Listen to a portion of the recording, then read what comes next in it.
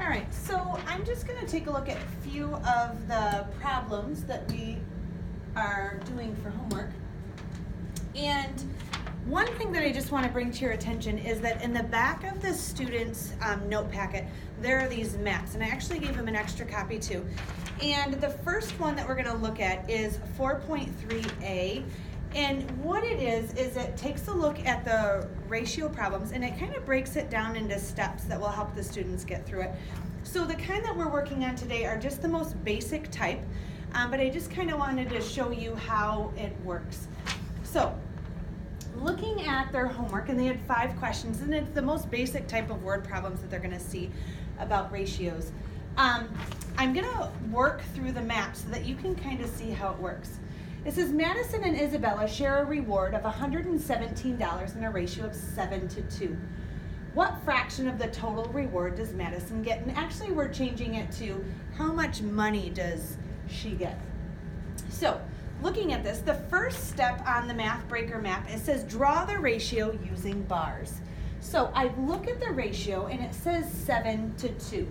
And so I'm going to draw a bar with 7 boxes. 1, 2, 3, 4, 5, 6, which would make 7 boxes.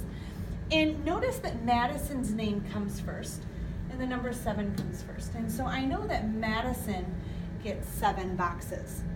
Isabella's name came second, and she's the number 2.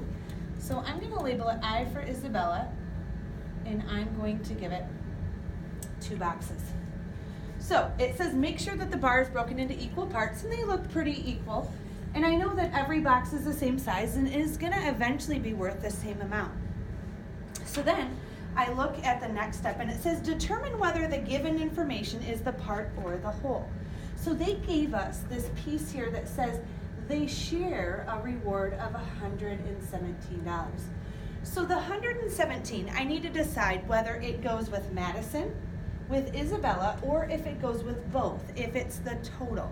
And it happens to be the total. And it says if it's the whole, which the total is the whole, we label the whole at the side. So I'm going to label over here $117. Now they don't share equally because Madison gets 7 boxes or 7 pieces and Isabella only gets 2, so she gets less for whatever reason. So I go back and I label at the side, and then it says if you know the whole, divide by the total number of boxes. And you'll notice that the 117 goes with 7 and 2 more, so it goes with a total of 9 boxes. So what I need to do is split the 117 into 9 equal parts, and I do that by dividing. So I take 9, it doesn't go into 1, so I take it into 11. It'll go 1 time. I subtract and bring down. 9 goes into 27 3 times. So what this tells me is that every unit or every box is worth 13. So I'm going to go back over here and I'm going to actually put a 13 in each box.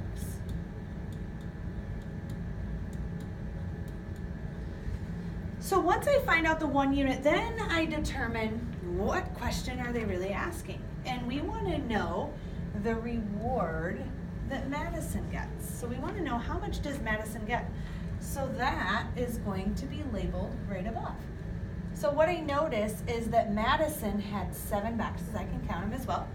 And in each of the boxes we have 13. So if I take 13 and I multiply by 7, 7 times 3 is 21, 7 plus 2 more is 9, I figure out that Madison got $91.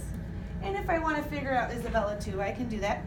13 and 13 is 26. And one nice thing is that I can check this really quick, because if I take Madison and I add Isabella, I should end up with the total, which is 117. 6 and 1 is 7, and 9 plus 2 is 11. So it will come out to the $117, so that I know I'm correct. So that is one example. I'm just going to show you one more. I'm going to actually scroll down to question number 5, because this is the only one where we're not given the total. And actually we have 3 numbers in our ratio, so it's a little bit different. It says in a cookie mix, we find ginger cookies, no-bake cookies, and spice cookies in a ratio of 2 to 1 to 4. So the first one they talked about was ginger cookies, and we are going to give 2 boxes to the ginger cookies. And the second one they talked about was no-bake, so I'm going to label it with an N for no-bake. And you'll notice in the ratio that it only had a 1. And then the spice cookies, and normally I like to put them right in a row, but I don't have room. Spice cookies, there are 4 boxes. So the first thing I have to do is I have to draw the ratio that I see. And then I have to figure out where my piece of information goes. If I look here, it always gives me one other piece of information, and here it says 64 spice cookies. And the students want to, just because we've been using it as a whole, say all of them together are 64, but that's not true because 64 only goes with the spice cookies. So I'm going to label below, even though normally I write it above.